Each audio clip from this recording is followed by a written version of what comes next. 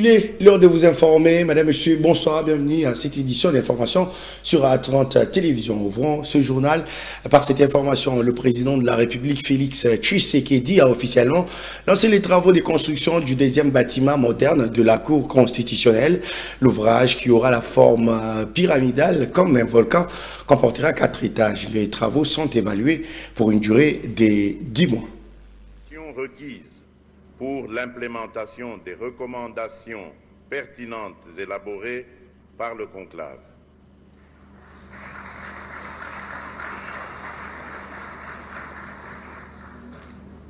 La loi des finances 2024 devra refléter clairement cet impératif à travers le taux du budget alloué au ministère de la Recherche scientifique et innovation technologique, qui ne devra pas être inférieur à 3% du budget national global.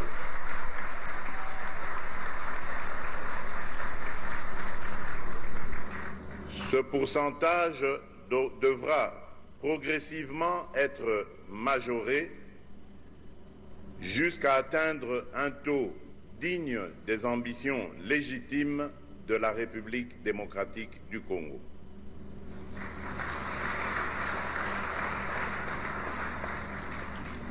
À vous, chers génies congolais, ainsi que les membres du monde scientifique et académique, je vous prie de recevoir mes encouragements en même temps que mon soutien dans vos œuvres.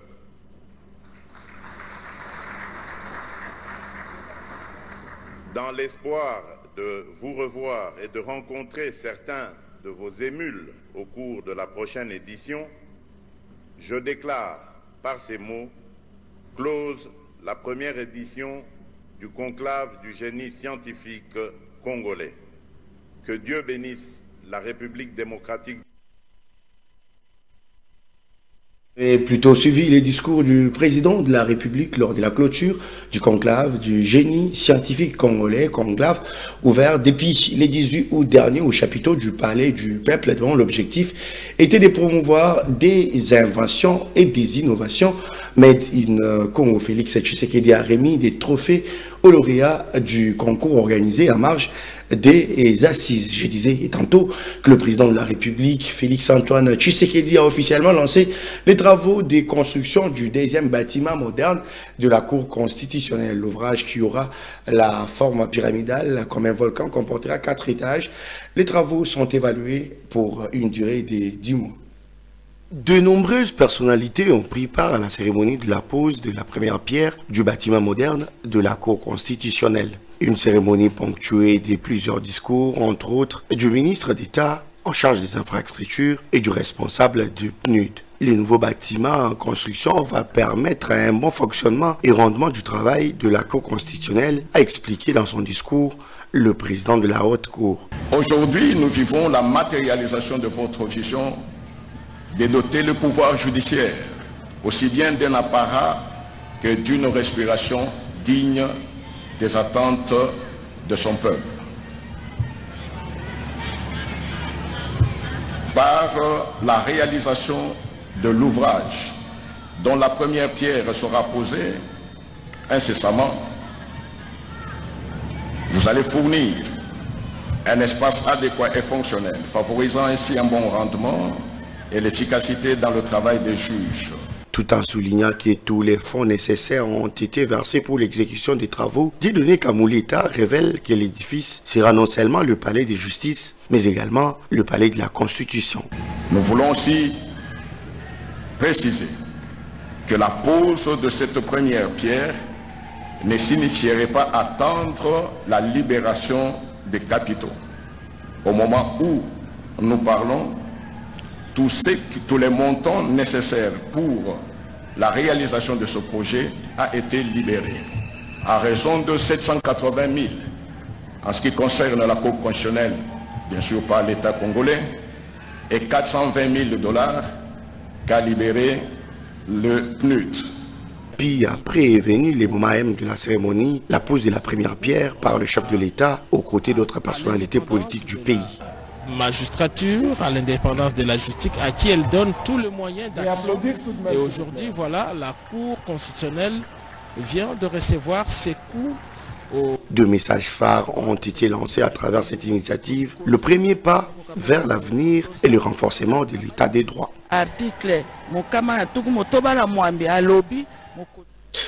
Dans un autre chapitre, des magistrats civils et militaires évoqués de leurs fonctions sur ordonnance présidentielle lue lundi à la télévision nationale. Ces magistrats ont fait l'objet d'une révocation à la suite de leur condamnation définitive par la Cour de cassation pour faux en écriture, mais aussi pour désertion. Suivez l'extrait et la lecture des ordonnances. L'ordonnance numéro 21/006 du 14 février 2021 portant nomination d'un Premier ministre, considérant que les magistrats concernés ont été condamnés définitivement par la Cour de cassation, siégeant en appel en matière répressive, respectivement sous RPA 102/RPA 105/RPA 106 du 25 mars 2020 à 12 mois de servitude pénale principale chacun pour faux en écriture commis par un fonctionnaire en ce qui concerne les deux premiers, sous le RPA 101 du 15 janvier 2020 à 16 mois de servitude pénale principale à chacun pour faux en écriture commis par un fonctionnaire, vu les dossiers personnels des concernés dont les noms ci-dessous, vu la nécessité et l'urgence, sur proposition du Conseil supérieur de la magistrature, ordonne. Article 1er. Sont révoqués d'office de leur grade et fonction des magistrats civils du siège dont les noms et matricules suivent. 1. Conseiller à la Cour d'appel, Batena Chingandu, matricule D 0011 48. 2. Juge du tribunal des grandes instances, Kakwata Boabouille, matricule D001 002. 3. Juge du tribunal de paix, Mananasi Idouma, matricule E0020 26. 2. Kambere Magano Faustin, matricule F0026 96. Article 2. Sont abrogées toutes les dispositions antérieures contraires à la présente ordonnance. Ces nouvelles ordonnances portant révocation, mise à la retraite et promotion des magistrats reçoivent des applaudissements d'Enoch Sikissi, membre du parti politique Congo Uni de Maître Kazi Teriko. À l'en croire, il s'agit d'un signal fort du chef de l'État, Félix Tshisekedi, qui tient à doter la République démocratique du Congo d'un appareil judiciaire capable de répondre aux inspirations de l'État de droit. Vous vous souvenez tous de la dernière interview du président de la République dans laquelle il disait qu'il n'était pas très satisfait de l'appareil judiciaire du pays. Donc prendre cette décision rentre dans le cadre où on veut doter la République démocratique du Congo d'un appareil judiciaire qui sera à même de répondre aux aspirations de l'état de droit. Nous ne pouvons pas faire de l'état de droit si nous avons des magistrats qui sont absents. Donc c'est dans ce cadre-là que je trouve que c'est une bonne solution et que le président de la République a la volonté justement de nous doter d'un appareil judiciaire capable. Mais déjà, il n'y a pas que des révocations, il y a aussi des magistrats qui sont en formation. Donc à partir du moment où il y a des magistrats qui sont en formation, et bien naturellement, ils viendront plus tard remplacer les magistrats qui ont été révoqués. Donc dans ce sens-là, il n'y a pas vraiment de vide qui va s'installer. C'est donc cela que nous préconisons, qu'il y ait une formation qui soit continue et qu'il y ait des magistrats qui puissent venir et prendre la place de ceux qui désertent. C'est louable de sa part de pouvoir faire en sorte que les déserteurs ne puissent pas faire partie de la magistrature. Enoch Sikissi était l'invité du journal de Corneille Loubaki, il est 13h. Autre chose, le gouvernement balaye les allégations du député national Alfred Maïcha, entériné par les docteurs Denis Mukwege sur des avantages exorbitants qui seraient accordés à la société Primera Gold dans le cadre du partenariat entre la République démocratique du Congo et les Émirats arabes unis génie. Les propos qui ont coupé court à ces allégations sont du ministre des Finances, du porte-parole du gouvernement et du directeur de cabinet adjoint du chef de l'État en charge des questions économiques. Ils ont tous trois animé lundi le briefing hebdomadaire avec la presse. Mesdames et messieurs de la presse. La République démocratique du Congo perd environ 500 millions de dollars suite aux avantages octroyés à la société Primera Gold. Ce sont ces allégations, comme celle de monopole qui serait accordée à cette jointe venture aurifère qui ont nécessité de l'éclairage du gouvernement pour couper court à ces propos émis par le député national Alfred Maïcha et étayés par le prix Nobel de la paix, le docteur Denis Mukwege. Convié par le porte-parole du gouvernement au briefing presse, le ministre des Finances et le directeur de cabinet adjoint du chef de l'État en charge des questions économiques et financières ont loué les résultats obtenus grâce au partenariat entre la RDC et les Émirats Arabes Unis, partenariat qui a donné naissance à Primera Gold.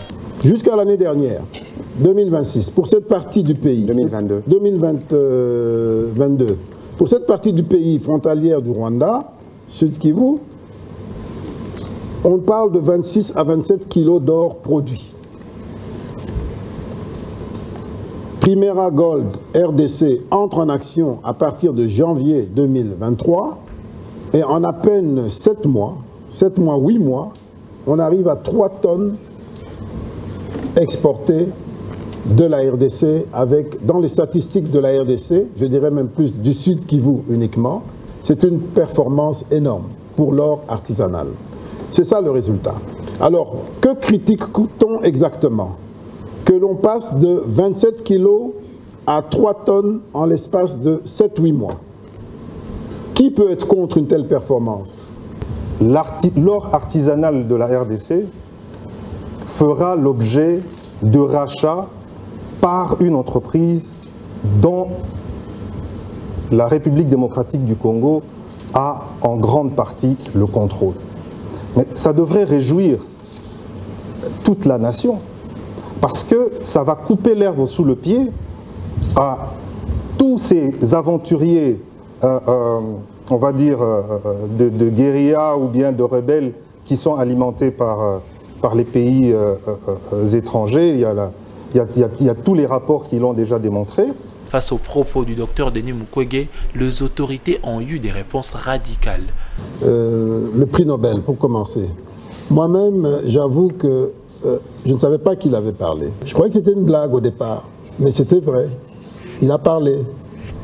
Donc, il a rebondi sur les propos qui ont été tenus par l'avocat député, notamment sur les 20 000 dollars et les 500 millions, sans regarder de plus près, sans s'informer. Et comme vient de le dire Patrick, je pense qu'il a commis là une erreur, pour ne pas dire une faute, pour quelqu'un de son niveau. Il aurait dû prendre le temps de lire, de s'informer et de poser des questions. Mais enfin, bref, ça sera à chacun de juger. C'est regrettable que, encore une fois, que le prix Nobel, notre prix Nobel, le docteur Mukwege, ait eu fait cette sortie. En tout cas, c'est vraiment regrettable. Donc ça veut dire qu'il n'est pas dans les enjeux. On devrait mieux lui expliquer ce qui se passe dans son propre pays, surtout en matière économique et minière. Le député national Alfred Maïcha avait adressé une question écrite à 3 membres du gouvernement, le ministre des Finances, celle des Mines et du portefeuille.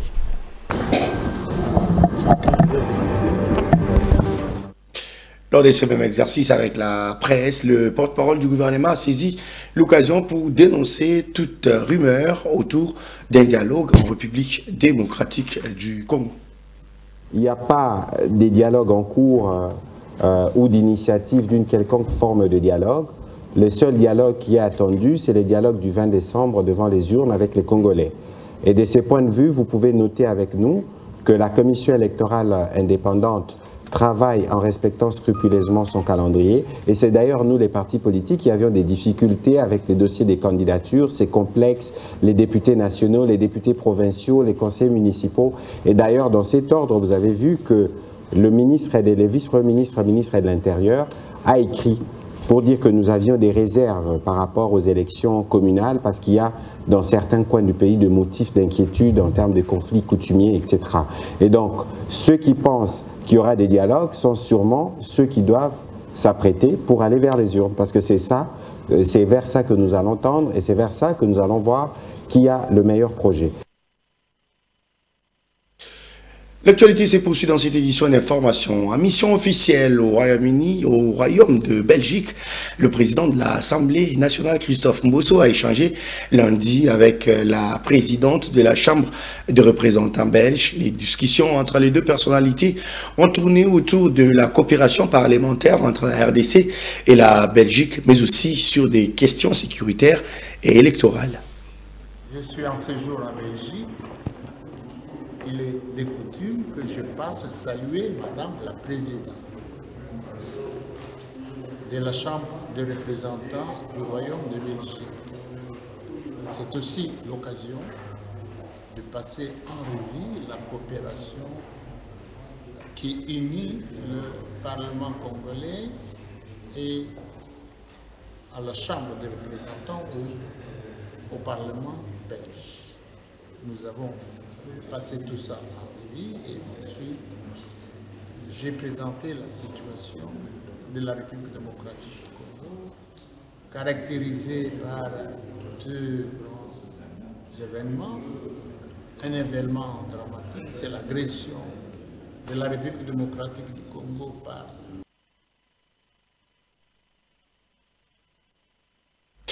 Faisons à présent un tour à la Commission électorale nationale indépendante. Son président, Denis Kadima Kazadi, a reçu Norbert Basengezi, ancien vice-président de cette institution d'appui à la démocratie, récemment élu président du ministère de laïcs protestants, Milapro en sigle. Les échanges ont tourné autour du processus électoral en cours. Norbert Basengezi a exprimé ses sentiments de satisfaction sur le déroulement du processus électoral, appréciant les efforts considérable de la CENI qui prépare bien évidemment ces élections. La CENI actuelle a commencé aussi son mandat avec retard, mais le fait de nous amener aux élections dans le délai, c'est qu'ils ont fourni beaucoup d'efforts remarquables. Je leur demande de multiplier les cadres de concertation, ils ont notre appui pour tout ce qu'ils sont en train de faire, parce que personne ne leur donnait ce qu'ils viennent d'avoir au niveau juridique. Les textes sont là, au niveau logistique. Ils nous ont étonnés quand ils ont organisé l'enrôlement. Certes, il y a eu des petits problèmes pour la carte, mais félicitations à ces groupes, parce que seulement dans 120 jours, nous sommes là dans les élections. Les critiques, on en a eu contre Malou et moi-même, on en a eu contre Mulunda, on en a eu contre Corneille, et alors, ils ne sont pas des anges, mais il faut qu'ils soient soutenus par ce respect du délai. Bien avant de clôturer cette édition d'information, il est presque impossible de se rendre dans un marché de Kinshasa, la capitale congolaise, sans les apercevoir. Ils sont le Banakwata. Quel est leur travail et pourquoi ce métier? Élément des réponses dans ce reportage.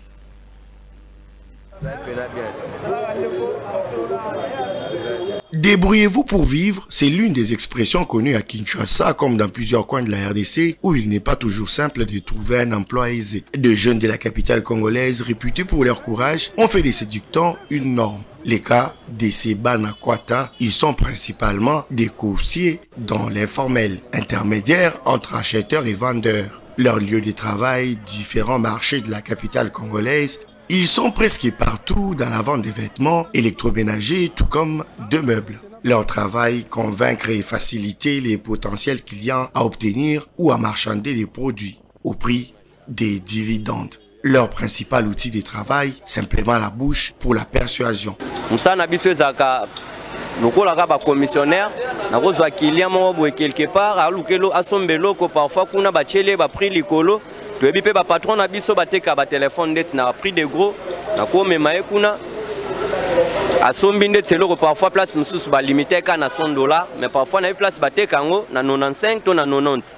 Tango à 90 wana sombi et lo qu'on a que ça bien, yépe à cause de moi quelque chose à kabelinga lo moi et lo mo boy à moi 1000 francs to 2000 na magasin p. Moi et lo kwa mukie ba kabela biso pona ko motiver biso ndenge tozo sala marketing ya koyela bango ba client. Donc bana kwata bazana bango mabete sauf que mutu na ndenge otambusa vina e. Par rapport pene ya cop tout ça là, ils ont tout pressé batu ba kende côté biso to tekara biloko. Et là par rapport parfois maison mutako kota et le royaume luka ezate. Donc ce que ezate na kati bimi so biso to kutene donc faut expliquer loko o ya yo luka. Ou soit c'est loko o ya za nango besoin. Donc faut na meme na commissaire bisika loko o ya za nango besoin. So ka moni yango apprécier a sombi ce qui est sepelana meme na suka o ya opesanga yemo ko opesanga. Bon ba réalité mingi le kana ville biso ne ba coopérateur yebi. Batu bavana na banda ko ba ebité. Yo ba ya ka to megato to la sabango vérité en face. Alors somba ki iboé ata 56 ans ba kene loko na permis donc en assurance malam na mutu ala ki saki loko malam. Auprès des vendeurs, tout comme acheteurs, ils sont vus de façon différente entre ceux qui les traitent des escrocs ou ceux qui pensent qu'ils sont d'une grande aide. Bana kwata bazalaka miyibité. Donc moi na kwata eza musala ou yazo sala parce que bana kwata belé tout monde aka ce sont des responsables. Ceux qui ont zongi mingi na ba famille na bango otala pe c'est responsable afutela kandaku azana bana mibale misatu na kati ndaku pe na mwasi na ye. Alors na ba conjoncture biso to le kana ngwa na Congo eza mwa pasi na moto amikanga maboko parce qu'un père de famille wana ko laissa bana na ye na mwasi ofuta ndaku wa batu wa kofuta ndengeni. C'est pour cela tozomona ba jeune belé ba na ville o lelo bozo benga bo sinomé bana kwata. Zomona baye koluka. Bango baza tout simplement ba melemela biso ka bakilia. Moi 100 francs o etika laka to pesier. Ce qui petit qualité. Parce qu'on a pété bakena bango. Pour nous les vendeurs, ils sont utiles, hein? Ils sont vraiment utiles parce qu'il y a des clients qui ne savent pas où trouver les articles qu'ils cherchent pour acheter. Mais ils sont là pour les orienter, les amener jusqu'à l'endroit où ils peuvent trouver ce qu'ils cherchent. Quand ils nous amènent des clients, nous de notre côté, on les récompense moyennant quelque chose. Donc c'est tout à fait normal. Pour les Banakwata, les soucis c'est arriver à nouer les 2 bouts de mois, d'où travailler prenait de la peine, c'est les fonds qui manquent le moins.